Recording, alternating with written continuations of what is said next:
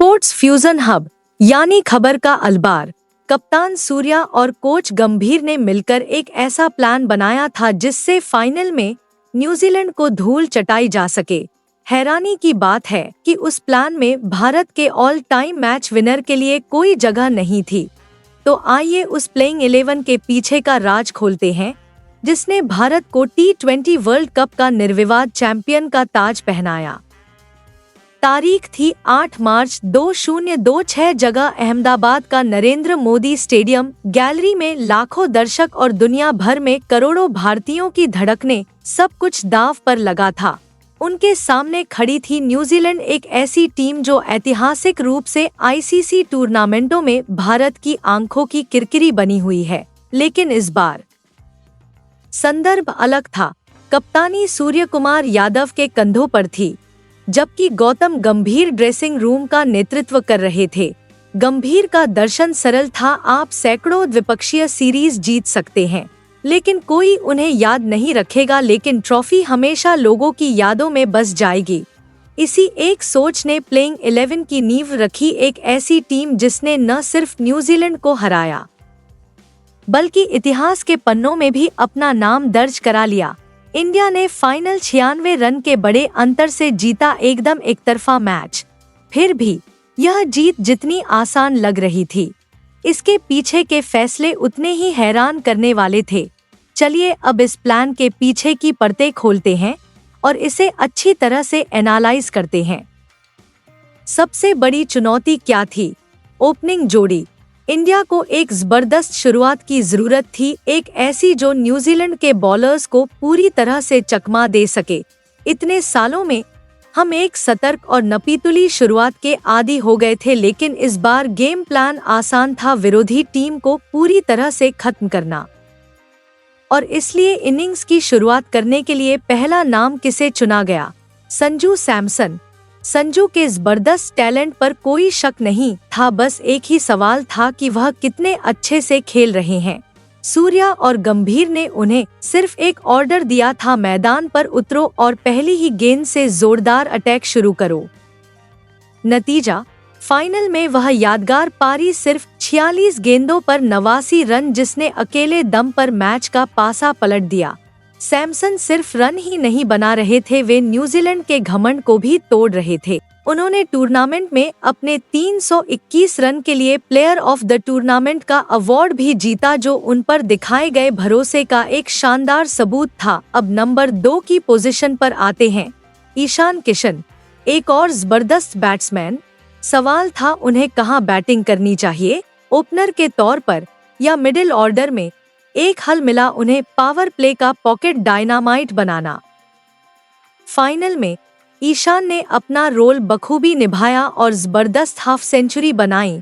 दोनों ने मिलकर भारत को ऐसी शुरुआत दी जिसने 255 रन के बड़े टोटल की नींव रखी। नंबर 3 पर खुद कप्तान थे सूर्य कुमार यादव। उनका रोल सिर्फ अपने 360 डिग्री शॉट खेलने तक ही सीमित नहीं था, बल्कि उन पर इस अग्रेसिव बैटिंग लाइनअप को एक टीम के तौर पर बनाए रखने की भी जिम्मेदारी थी।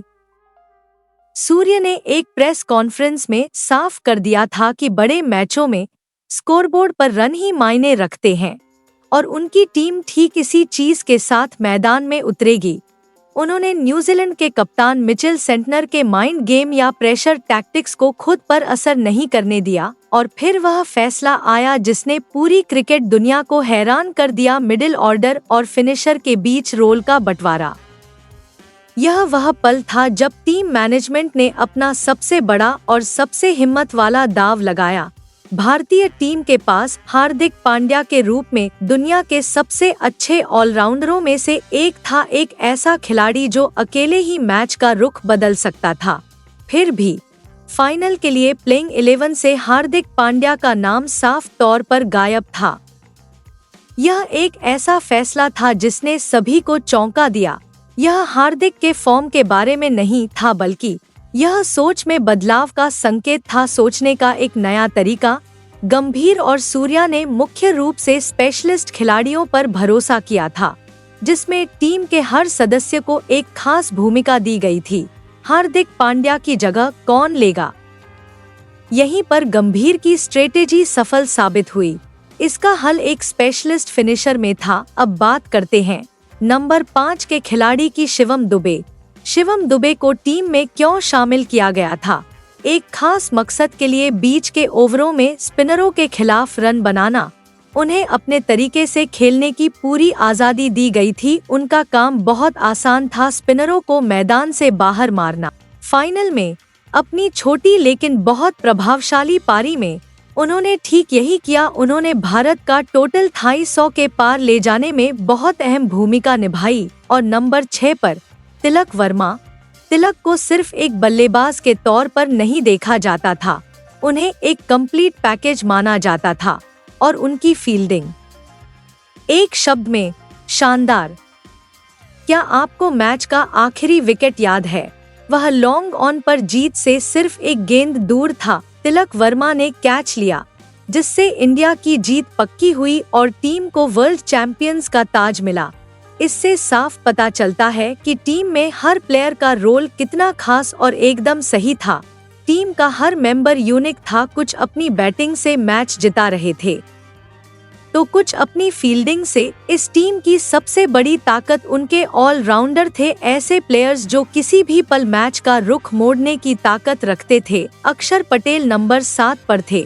अक्षर का रोल बहुत साफ था, बीच के ओवरों में इकोनॉमिकली बॉलिंग करना और रन रेट को कंट्रोल करना। और फाइनल में उन्होंने ठीक यही किया। भले ही उन्होंने ज्यादा विकेट नहीं लिए हों, लेकिन एक एंड से उनकी टाइट और डिसिप्लिन्ड बॉलिंग ने जसप्रीत बुमराह को दूसरे एंड से अग्रेसिव बॉलिंग करने की फ्रीडम दी। फिर नंबर 8 पर बैटिंग करने के लिए अभिषेक शर्मा आए। यह प्लेयर सच में इस वर्ल्ड कप की सबसे अच्छी खोज था। टीम में काफी समय से छठे बॉलिंग ऑप्शन की कमी थी और अभिषेक उस प्रॉब्लम का परफेक्ट सॉल्यूशन बनकर उभरे। उन्होंने न सिर्फ बल्ले से योगदान दिया है, बल्कि जब भी जरूरत पड़ी गेंद से भी चमके हैं। अभिषेक शर्मा ने मैच का आखिरी ओवर फेंका और उस ओवर में उन्होंने आखिरी विकेट लेकर भारत की जीत पक्की की। यह परफॉर्मेंस सूर्या और गंभीर के स्ट्रेटेजिक विजन की एक परफेक्ट झलक है, एक ऐसा विजन जहां टीम का हर खिलाड़ी वर्सेटाइल और ऑलराउंड था। यह वह प्लेइंग 11 थी जिसने इतिहास रच दिया। लेकिन हर क्रिकेट फैन का अपना और अनोखा नजरिया होता है। क्या आपको लगता है कि हार्दिक पांड्या को टीम में शामिल किया जाना चाहिए था? आपके हिसाब से आइडियल प्लेइंग 11 कौन सी होगी? नीचे कमेंट बॉक्स में हमें बताना न भूलें। और अगर आपको यह एनालिसिस पसंद आया तो वीडियो को लाइक करना और हमारे चैनल को सब्सक्राइब करना न भूलें। 256 रन का टारगेट किसी भी टीम के लिए एक बहुत बड़ा पहाड़ जैसा लग सकता है, और जब विरोधी टीम के पास जसप्रीत बुमराह जैसा वर्ल्ड क्लास बॉलर हो तो वह चुनौती प्रैक्टिकली नामुमकिन या नामुमकिन हो जाती है। अब बात करते हैं नंबर 9 पोजीशन जसप्रीत बुमराह की। इस खिलाड़ी के बारे में क्या कहा जाए? वह इस गेंदबाजी आक्रमण का सबसे बड़ा हथियार था, एक शब्द में कहें तो ब्रह्मास्त्र। न्यूजीलैंड टीम की मुख्य ताकत उनकी बल्लेबाजी थी और उस ताकत का एकमात्र तोड़ जसप्रीत बुमराह थे। फाइनल में अपने 4 ओवर के स्पेल में उन्होंने सिर्फ 15 रन देकर 4 विकेट लिए, बिना किसी शक के। यह किसी भी विश्व कप फाइनल के इतिहास में सर्वश्रेष्ठ गेंदबाजी प्रदर्शनों में से एक था। इस असाधारण उपलब्धि के लिए उन्हें सही मायने में प्लेयर ऑफ द मैच चुना गया। नंबर 10 की स्थिति से अर्शदीप सिंह ने बुमराह का सही साथ दिया। उनकी भूमिका नई गेंद को स्विंग कराना और डेथ ओवरों में परफेक्ट यॉर्कर डालना था। इस महान जोड़ी ने कीवी बल्लेबाजों को कभी भी खुलकर खेलने का मौका नहीं दिया, लेकिन इंडियन बॉलर्स का प्रेशर इतना लगातार और जबरदस्त था कि पूरी कीवी टीम 19वें ओवर में 159 रन पर आउट हो गई। और इस तरह कैप्टन सूर्या और मेंटर गंभीर की स्ट्रेटेजी लिखी गई, वो स्ट्रेटेजी जिसकी वजह से इंडिया ने 2026 में वर्ल्ड कप का ताज जीता। यह सिर्फ 11 प्लेयर्स की जीत नहीं थी, यह एक खास सोच की जीत थी। यह एक ऐसी सोच की जीत थी जहां टीम का फायदा हमेशा किसी एक इंसान से ज्यादा जरूरी होता है। यहाँ कुछ बोल्ड और एडवेंचरस फैसले लिए गए, जैसे हार्दिक पांड्या को प्लेइंग 11 से बाहर रखना, साथ ही संजू सैमसन और अभिषेक शर्मा जैसे नए हीरो पर बहुत ज्यादा भरोसा करना। इस जीत के साथ इंडिया ने रिकॉर्ड तीसरी बार T20 वर्ल्ड कप जीता। इतना ही नहीं, इंडिया लगातार 2 वर्ल्ड कप जीतने वाली पहली टीम बनी और अपनी जमीन पर टाइटल जीतने वाली पहली होस्ट नेशन भी बनी। इस जीत ने इंडियन क्रिकेट में एक नए युग की शुरुआत की, एक ऐसा युग जहां डर के लिए कोई जगह नहीं थी, एक ऐसा युग जो सिर्फ निडर और एडवेंचरस क्रिकेट से तय होता था। यह सूर्य गंभीर की टैक्टिक्स का मास्टर स्ट्रोक था, एक ऐसा पल जो हमेशा के लिए इंडियन क्रिकेट की सुनहरी यादों का एक अहम हिस्सा रहेगा।